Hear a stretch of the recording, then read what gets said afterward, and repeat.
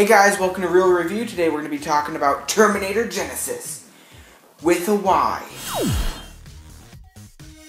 Now Terminator Genisys is directed by Alan Taylor and stars Arnold Schwarzenegger and Emilia Clarke as Sarah Connor, Jason Clarke as John Connor, and Jai Courtney as Kyle Reese. And it takes place during the first movie, but also some kind of future, and they try to weave through the first two movies.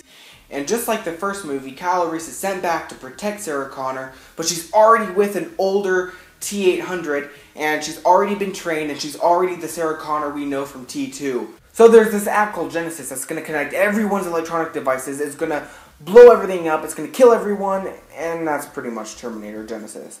Now you shouldn't know anything else going into this movie, but if you've seen the trailers, then you pretty much know everything that's going to happen. Now, in my mind, there are only two Terminator movies. The third one was mediocre, and the fourth one doesn't exist. So given that, I had low expectations going to see this movie.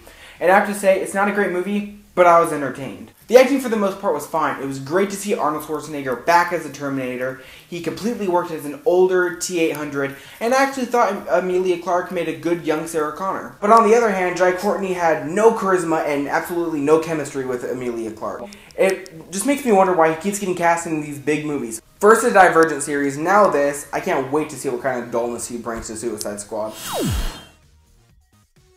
One of my favorite things about this movie is J.K. Simmons' character, but I feel like he was underutilized.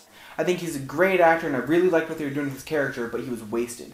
At times the story became a tad bit confusing and overall too convoluted. None of the action was memorable. There wasn't a scene where you'd come out of the theater and say, "Wow, do you remember that action scene?" But while being just good enough to be entertaining, it was all forgettable and I can't imagine liking it a second time.